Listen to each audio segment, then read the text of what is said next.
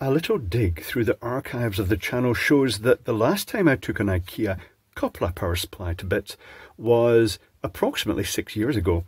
And since that time, this very supply, I was so impressed I bought another one. After destroying the other one completely, this one has been plugged in 24/7 since then. It is my main charging device for all the devices because it was very good quality. But now, the Koppla has been superseded apparently by the SMÅHAGEL. Now here's an odd thing. Koppla means connect in Swedish, but SMÅHAGEL means small hail. I'm not sure why they chose that name. It's a nice enough name, it's kind of odd. And the specifications are almost identical between these. They look identical, and the case is, well, I guess it's the design is accredited to David Weil. I guess that's just the case. I'm not sure about the electronics. The reason it says John, I'd like to thank John for actually sending me a couple of these power supplies because I don't really have access to IKEA stuff over here. They don't ship to the Isle of Man. Bastards. Anyway, the specifications are almost the same, except that the new SMÅHAGEL, if that's even the correct pronunciation for it, instead of just being a 200 to 240 volt unit, this one goes from 100 to 240 volts, so it's totally universal for travel and stuff like that. It is the same power rating in the sense that its output is a maximum of 3.4 amps total at 5 volts and 2.4 amps per output. So let's compare them. Now, I get the feeling that this is going to be destructive. The last one, if I recall, was kind of glued together. I think this one, how do we go at it? I think it is ultrasonically welded together, so I think this is going to require the Dremel. So I shall use the Dremel, and I'll be back in 1 moment. 1 moment, please. And resume, and I'll zoom down this a little bit. So that took quite some time to reverse engineer, as you'll see when you see the other side of this circuit board. We have the incoming supply, live and neutral, going to a 2 amp fuse. We've got an inrush limiting thermistor here. We've got a metal oxide resistor to clamp spikes. Sorry about all the white speckles over this.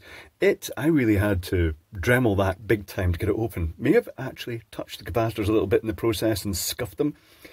But there's 2 capacitors and an inductor. We've got the MOSFET that's switching this transformer on its little heatsink. We've got the class Y capacitor. We've got a big link over here. A little tiny capacitor, which is the main smoothing capacitor on the secondary, and then we've got 3 ports. If we take a look at the other side of the circuit board, it gets more complicated. Very complicated. I shall zoom in just a tiny bit more, but I'm going to abbreviate this. We won't spend too much here because it is, well, that's way too much, because it is a very densely packed circuit board. Here's the incoming supply, the metal oxide resistor fuse, NDC. It's got the bridge rectifier, the 2 capacitors, and it's got that little inductor for interference suppression with a 4.7k resistor across it. I've shown the color-coded the sections. We've got the chip, and it's interesting that it's quite a complex chip, and it's got a unique feature involving this little transistor, something I have never seen before, and it saves a bit of power, but it seems a bit overkill, to be honest. We've got the MOSFET over there, the drive circuitry. We've got the bootstrap circuitry and processing and feedback circuitry, quite a lot. This is what took so long to reverse engineer, really. Well, I say that and that. It's just like, it's been a long shift. But very densely packed little resistors. Thankfully, we've got the numbers on them, but the tracks go weaving in between them. We've also got the snubber network here, which clips the slight transient when this transformer under here turns off to protect the MOSFET. And then we jump over this big separation gap. No slot, but this is good. It's a good wide separation gap. And we've got the class Y suppression capacitor jumping across. And we've also got a little spark gap there to allow just to crack across quite a large gap. Mixed thoughts about stuff like that. Sometimes I wish they'd just use some high value resistors perhaps to augment that, but they don't. I've got my reasons for that. Some of the things that get plugged into these, like Tesla coils and ionizers and stuff that generates high voltage, like plasma globes, that can put a lot of stress between the primary and the secondary side of the power supply. On the secondary side is another big huge change versus the Koppla. This is a MOSFET, and this little chip here is what's called an asynchronous rectifier control chip. I shall show you that in a moment. And basically speaking, it replaces what was a Schottky diode before. And what it does is, when it detects the point that this transformer's applying power to this side, this little chip turns the MOSFET on. It effectively acts like a switch, a very high-speed switch, and it avoids the drop you'd normally get across diodes, and means this power supply should theoretically run quite cool. Not sure what it's going to do in the primary side, but this side will run cool. Also helped by that other little thing that I'll show you in a moment about the power saving the other side. I'll show you in the schematic. Lots of little chips here. These three chips are all overload protection chips. They are programmed to allow about 2.4 amps or so per output. If you exceed that excessively, they'll basically cut that output off. Then we got two other chips down here that connect to the data pins. This one just connects to one of the 3 ports, and this one connects to 2 of the ports. And the point of these chips is they actually, whatever device it plugs in, whatever it's looking for, somehow these wee chips decipher that and say things like, yes, I'm a real Apple product, you may take charge. It's worth mentioning that these units are just 5-volt output. They're not going to step the voltage up. It's not going to do quick charge, but this is good because if you try to charge your phones too quickly and other devices, it can basically shorten the life of the lithium cell in them. Right, schematic. Let's start with this chip and then we'll move on to this side. I've broken it down into bite-sized pieces to make it more manageable. Is this going to fit in? Yeah, it's going to fit in. Hold on, I'll just tweak that down just a little bit. It's fitting in. So what we have here, this is the chip they're using. I've used the original manufacturer's schematic, but I have augmented it with the extra components and some of the values that they've put in. So here's the supply coming in, goes through that fuse. There is the NDC thermistor, which is actually over on this side, and that just basically limits the inrush current. It starts off with a higher resistance, and then as it heats up, it drops in resistance. Then it's got the metal oxide varistor, the VDR, MOV, VDR, many names, that clamps spikes. We've got the bridge rectifier, we've got the two 400 volt death beam 15 microfarad capacitors, giving a total of about 30 microfarads, so super mega death beam. And we have the inductor between them with its little resistor across it. I've drawn the resistors in the same style as they drew the resistors, which is the old-fashioned zigzaggy style. We don't really do that in Europe. Dropped the zigzags a while ago for, I kind of like the zigzags, to be honest. I had a difficult time changing from the zigzags to the little rectangles. They also changed all the logic symbols to rectangles with symbols in them. It just seemed like idiots were involved, but you know, that happens a lot. So, when you power the circuit up to start off with, current flows through these resistors. It's a classic bootstrap circuit. And this MOSFET, I think this might be a MOSFET that defaults to on, but you turn it off. Not sure. But it charges up these capacitors here. And once the capacitor reaches a high enough voltage, it kicks the chip into action and it starts driving this MOSFET and pulsing the primary winding of the transformer. At that point, if everything's going to plan, if there's no short circuit on the other side, you get feedback through this winding, which doesn't just go to the sense circuitry for the voltage on the other side, because that winding will reflect the secondary winding, depending on how it's being loaded. But it also provides power to this capacitor. And once the chip detects that everything is up and running, it turns this transistor off. And the reason it turns a transistor off is because normally those resistors would be trickling current, but you know, it's not a lot of power. Let me just get the kink calculator out and try and work out how much it's saving by doing that. So typically in the UK, our voltage will be, the peak voltage of our 240 volt supply will be roughly about, say, 300 and let's make it 350 volts. 350 volts, and it's got two 200k resistors in series for that. So 400k divided by 400k gives a current of about 0.8 milliamps, 0.875. Times that 350 volts gives a power dissipation of about 0.3 watts. So by cutting these resistors out, it is reducing the dissipation from the unit by 0.3 watts. I suppose that's useful enough. It'll appeal to the eco people who want the power of these things to be zero when they're on standby. to be honest, they're normally pretty low anyway. But once it's started up and that transistor is turned off, everything's running. We've got the output driving the MOSFET, turning it on and off to basically build up a magnetic field in this. Then it turns off and the field collapses and the secondary takes the energy from the coil and also the feedback. Something worth noticing here. There is the feedback, V-sense, which they've used 2 resistors in parallel and a series resistor to finely calibrate it to give 5 volts in the secondary, because that does reflect what's happening on the other side. But they also have, unusually, I didn't see this on the data sheet, they've used 2 resistors in series to fine-tune a value, another resistor down here going into the configuration pin, and it's a multifunction pin, and one of the functions is it can respond to overvoltage. Possibly, if something really major goes wrong and the sense circuit doesn't work and the voltage goes too high, this is a second layer of protection that will shut the chip down. The other thing that can shut the chip down is a thermistor. They've used a 100k thermistor and they've balanced it with a series resistor. I think that was 5.6k. Hold on, where is it? 5.6k, 562. Let's just write that in, 5.6k. And that thermistor there, if the circuit board, I'll show you where it is in the board, it's right here. If the general mass of the circuit board and everything inside, keep in mind this is the other side of that transformer, if it gets too hot, it will shut the chip down. It will protect against overheating. This is good. Other things worthy of note before we move on. The MOSFET has 2 sense resistors in parallel down here, 1.5 ohm, 1.3 ohm, providing feedback. It's got a 10k pull down resistor in the MOSFET, which isn't shown in the datasheet normally. They have a diode to make sure the MOSFET turns off really quickly as opposed to turning on. So it's got a slight soft start with a 60 ohm, 8 ohm, and then a sharp turn off. And then it's got what looks like a capacitor.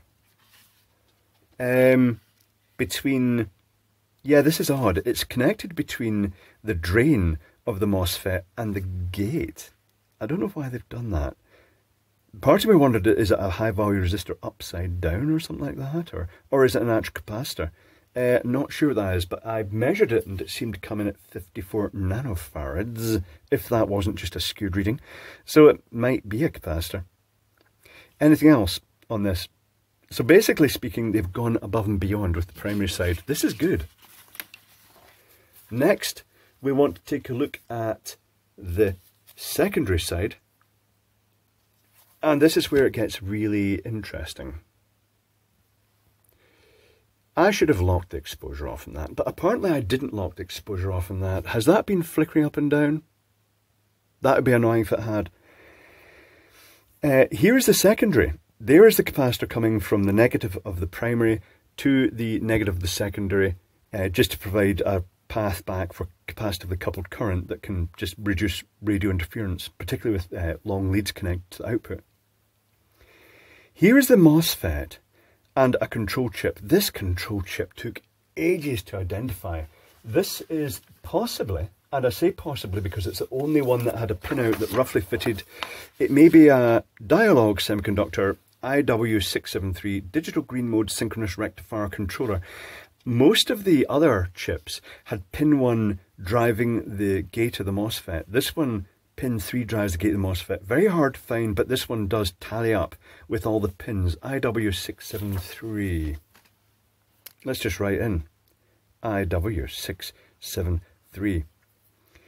It looks as though they've left their options open. There's a 0 ohm resistor used as a link with nothing passing under it. That looks as though they've got the option to add a resistor in there. They've got a resistor to the gate, and this is the system that, technically speaking, when it powers it up, I think current, I'm not sure how these, if they purely power themselves from there, there's no real, yes, there is a current path via this. But the main thing is that when it detects that this is going negative down here, because it's the positive is straight through, when it detects it's going negative, it turns the MOSFET on and bridges it to the 0 volt rail, and that basically just acts like a diode. Every time it gets that pulse of power from the switch from power supply, this turns on solidly, which means there should be virtually no heat dissipation. That then goes to charge a 1000 megafarad 6.3 volt capacitor, which is actually a fairly tiny looking capacitor when you see it. Wonder how long that'll last. 1000 volt, 6.3 microfarad. 1000 microfarad, 6.3 volt. That would be completely different if it was a 1000 volt. 6.3 microfarad wouldn't do much. But after that, then it goes to all the other circuitry. And it's basically this multiplied by 3. We have the 5 volt bus coming in and the 0 volt rail. And the first thing it comes to is this current monitoring chip. And it's got a decoupling capacitor, fairly high value on this side. I think, well, high value. I measured about 1 microfarad across these. But it has a resistor, 51k, that sets a threshold that it will allow current up to that threshold, and then it will potentially cut off if there's too much current drawn. It's made basically to protect against short circuits. And then it's got a 10k resistor just basically as an enable. So that puts the supply out, the 5 volts out, to the USB port. And for the data to allow for different things looking for different charge rates, it's got a dedicated chip, which was also quite hard to find. Let me see if I can find that chip. This is the TD9521. TD9521 was the power chip. And then after that, we've got, if this is it, PJ302SE, which basically has the ground connection and the 5 volt connection, and then it's got the 2 data lines, data minus, data positive, and that goes to the data connectors and just signals to the device. You're plugged into a charger no matter what it is. There is another version of this with 6 pins, and it's got the positive, it's got the 0 volt rail, and then it's got data minus 1, data plus 1, data minus 2, data plus 2. So it can actually do 2 ports, and that's how it's doing the third one, the 2 other ports. So there's one of these chips for 1 port, and then there's another one of the other one that is doing the 2 separate ports. But that does mean, because it powers itself from this chip, if that port gets overloaded, it'll actually knock out the data signal for the port next to it as well. But that is fundamentally it. So that just leaves the transformer to take a look at, because the transformer is the bit that mainly separates you. You've got this class Y capacitor. It's usually a nice thick fat capacitor as it is, but this is the one with its thick windings coming out here that is the bit that separates you from mains voltage should something go wrong. So let's take a look at that. One moment please. I have removed the transformer and its housing. It had a plastic outer shell with the ferrite core, and on the primary side we had a little thin wire here just laid and taped onto the ferrite core, presumably as part of the screening, although I wouldn't really consider ferrite as terribly conductive. Let's zoom down on this and see if we can peel some layers off. So if I peel this outer tape off, it may reveal part of the primary winding, since this is sometimes how these things work, or a feedback winding. So that's one end of the low voltage winding is laid over that, which seems to have good insulation on it. What do we have? What do we have? Let's get the tape off here, or just, well, basically rip it off. So there is one of the feedback windings, I think. Let's cut that wire. Is that going on to the outside? It's highly probable that it is. So I fold that up, pull this tape off, and we'll unwind it. The tape is sticking everywhere. So this looks like possibly the feedback winding. We'll see if it rolls back onto those terminals. And if that is the case, then next I'd expect to see either the secondary winding with good insulation. So this is going back to, the feedback winding position. So that was the feedback winding. Let's get that wire off and see if I can find the end of the tape here. This is sometimes tricky because when they wrap the layers of wire over the top, it pushes the tape together so tightly that you can't sometimes unravel it. But this looks promising. This looks okay.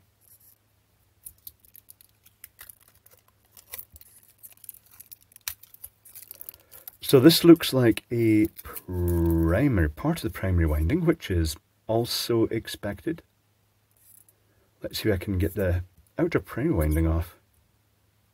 Sometimes the primary is wound as two layers. A layer of the primary, then the secondary, then another layer of the primary, just for good coupling, and then the second, then the feedback in the outside of that. So now we're down to what I think is going to be the important bit. Noting that the cable is sleeved quite heavily, the secondary, which is good. That gives it good electrical separation. This is one of these bits of tape that is sandwiched down so tightly. Or is that the bit that's underneath? Where is the end? Not necessarily seeing it. This does look like it. Maybe I was going the wrong direction. So tightly taped. Yeah, that's it. It's coming off. It's coming off. We'll get it. Oh, we'll get a bit of it. Oh, that is so tight. Don't like this yellow tape. Although it is just standard transformer tape, it's kind of frustrating at times. For the exact reasons we're experiencing here. Do they call that double insulated or triple insulated? But it's completely kept well away. And it's only a few turns. Oh, look at that. That's it. Super well insulated. 3 cores for flexibility and for laying flat. And well sleeved is that super thick insulation. So the transformer, in short, is well up to spec. That is good. So this thing looks pretty good. There is one thing that I didn't mention in the first part of the video. There is a snubber network.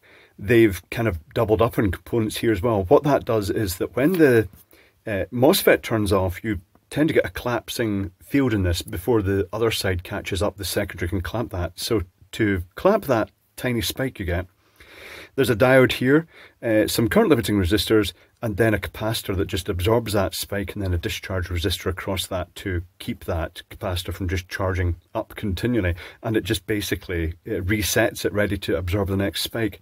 The other thing that's worth mentioning that I kind of missed, a couple of things actually, most remiss of me. This little snubber network, which is, let me just grab the picture, if I can find it, is here. It's across the MOSFET, and what it does is that when the other side turns back on, you sometimes get a sort of voltage spike, and just to protect the MOSFET from that voltage spike, this acts as a little low energy shunt. It just absorbs that spike again, just to protect from excessive voltage. The other thing that's worth mentioning, it's the trivial thing, but also worth mentioning, the data chip. Its power supply, it is basically decoupled from the 5-volt rail by a 1K resistor and a capacitor just to provide it stability. That's what they're for, just in case you're wondering what they are. It just, decoupling it just gives it its nice stable supply. So in summary, the new power supply, the SMÅHAGEL, if that's even the correct way to pronounce it, it's made up to the usual standards. It's made to a very high standard. It's a very, very safe power supply, and I think I'll probably switch to using this one as my replacement for the other one. Not that it needs replaced yet, but it's just good to refresh your power supplies every so often, and it should be good for hopefully another 6 years, but I'll find out. The only way to find out is to test it. But everything seems to tally out. It seems to be made to the standard you would expect from IKEA, and that totally beats the crap you get from eBay and Amazon that is either cheap, no-name brand. Oh, this thing isn't expensive, by the way. This thing is dirt cheap. This thing is cheaper than dangerous ones sold on eBay and Amazon. So it's one of these things. IKEA have a reputation to uphold. The standard's very good. It's actually made to eco-European standards. And it's super safe to plug your devices into. So what more could you ask for something that is so important as a USB power supply? It's a good one.